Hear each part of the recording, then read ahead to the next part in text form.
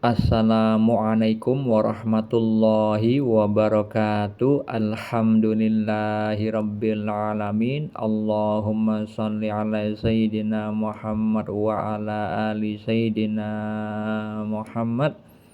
Saya bagikan lagi kisah mimpi tentang takdir yang akan terjadi terkait dengan kondisi spiritual seorang pemuda akhir zaman ini yang usianya masih 18 tahun, tetapi mimpi yang akan saya ceritakan sekarang ini adalah mimpi yang terjadi saat usianya masih 17 tahun.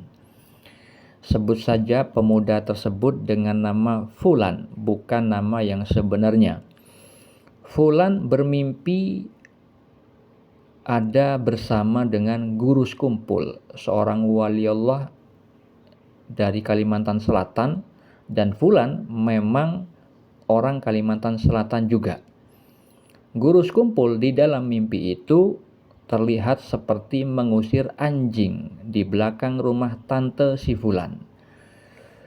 Guru sekumpul memakai baju kaos putih berkopiah biasa, bukan bersorban, memakai sarung juga, sabuknya atau gespernya itu warna hijau, dan Fulan sembunyi di balik pintu dapur rumah orang tuanya. Kemudian melihat guru sekumpul itu mengusir anjing itu, dan setelah itu guru sekumpul berkata kepada si Fulan, "Anakku, kenapa kamu tidak melindungi di situ?" Namun Fulan hanya terdiam. Lalu Fulan bangun dari tidurnya. Apa makna mimpi atau takwil mimpinya? Sebelum saya takwilkan mimpi tersebut, perlu diketahui bagi seluruh umat Islam bahwa mimpi adalah bagian dari syariat Islam. Syariat itu artinya peraturan tentang bab yang halal dan yang haram yang bersumber dari Al-Quran dan As-Sunnah. Mimpi adalah salah satu yang juga diatur di dalam syariat Islam. Diatur tentang bagaimana cara merespon mimpi, karena mimpi itu ada 3 macam. Disabdakan Nabi Muhammad SAW di dalam hadis riwayat Muslim. Beliau bersabda, mimpi baik yang merupakan kabar gembira dari Allah, mimpi karena bawaan pikiran seseorang ketika terjaga, dan mimpi menyedihkan yang datang dari setan. Nah, ketiga mimpi itu berbeda-beda cara meresponnya. Untuk mengetahuinya bisa dibaca pada kitab Sahih Al-Bukhari. Perihal mimpi yang juga diatur di dalam syariat Islam itu adalah tentang orang yang mentakwilkan mimpi, yaitu orang yang memang ditakdirkan oleh Allah diberi ilmu takwil mimpi, seperti Nabi Yusuf alaihissalam yang Allah firmankan di dalam surat Yusuf ayat 6, ayat 21 dan ayat 101, yang menjelaskan bahwa Nabi Yusuf alaihissalam itu diberikan pengajaran oleh Allah, pengajaran sebagian dari takwil mimpi. Nah, selain Nabi Yusuf alaihissalam, Nabi Muhammad SAW itu juga ahli di dalam mentakwilkan mimpi, karena beliau itu sering bermimpi dan juga sering menanyakan kepada para sahabat setelah selesai sholat subuh berjamaah, siapa dari para sahabat itu yang bermimpi. Jika sahabat Nabi ada yang bermimpi, dibantu ditakwilkan oleh Nabi Muhammad. Tetapi ketika Nabi Muhammad yang bermimpi, maka beliau menceritakan mimpinya sekaligus mentakwilkan mimpinya untuk sebagai pengajaran kepada para sahabat beliau. Di dalam hadis riwayat Al-Bukhari dan Muslim, Rasulullah bersabda, mimpi seorang mukmin adalah satu dari 46 bagian kenabian. Di dalam hadis riwayat Ibnu Majah, beliau bersabda, mimpi seorang muslim yang soleh adalah satu dari 46 bagian kenabian. Jadi, umat Islam yang tingkat keimanannya di level muslim tapi soleh, dan umat Islam yang tingkat keimanannya di level mukmin itu bisa mendapat peluang rahmat dari Allah berupa mimpi bagian kenabian. Yang disebut mimpi bagian kenabian adalah salah satu fasilitas yang dimiliki para nabi, yaitu mendapat petunjuk dari Allah berupa mimpi yang benar dalam tidurnya, seperti yang dijelaskan di dalam hadis riwayat Al-Bukhari tentang mimpi yang dialami Nabi Muhammad SAW.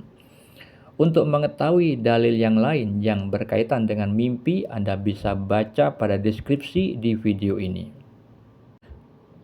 Lalu mengenai makna mimpi yang tadi saya ceritakan, mimpi tersebut adalah petunjuk dari Allah yang perlu ditakwil karena memiliki simbol-simbol bahasa mimpi yang mengandung makna tersirat. Ketika ada visual fulan bersama guru sekumpul, yang mana guru sekumpul adalah wali Allah, itu berarti keadaan ruh si fulan adalah baik dari sudut pandang Allah, karena berkaitan dengan hadis riwayat Muslim nomor 4774. Rasulullah bersabda, roh-roh itu seperti prajurit yang berkelompok-kelompok, jika saling mengenal mereka akan menjadi akrab, dan jika saling bermusuhan maka mereka akan saling berselisih. Maknanya Allah itu menciptakan roh-roh seperti prajurit, suka berkumpul dengan yang sama karakternya. Jika ruh baik bertemu ruh baik itu bisa menjadi akrab. Ketika ruh baik bertemu ruh buruk, ruh pendosa, itu saling berselisih. Karena guru sekumpul ini seorang wali dan di situ adanya keakraban dengan si fulan, bukan saling berselisih, maka keadaan ruh si fulan itu baik karena dipertemukan dengan ruhnya orang soleh, yaitu seorang wali, itu ada keakraban. Dan ketika ada simbol di dalam mimpi itu bahwa guru sekumpul mengusir anjing, itu maknanya guru sekumpul itu mengusir jin. Nah, anjing itu simbol dari jin, berkaitan dengan sabda Nabi Muhammad SAW tentang jenis jin. Di dalam hadis riwayat At-Tabrani, Rasulullah bersabda, jin itu ada 3 jenis, yaitu jin yang memiliki sayap dan terbang di udara, jin yang berwujud ular dan kalajengking, dan jin yang menetap dan berpindah-pindah. Nah, jin yang menyerupai anjing ini itu termasuk golongan jin yang berpindah-pindah. Jadi jin itu tidak diperlihatkan wujud aslinya, tetapi dia itu menyerupai wujud-wujud yang lain. Maka dalam penjelasan di dalam hadis riwayat Muslim itu juga ada yang berkaitan dengan jin berupa anjing hitam.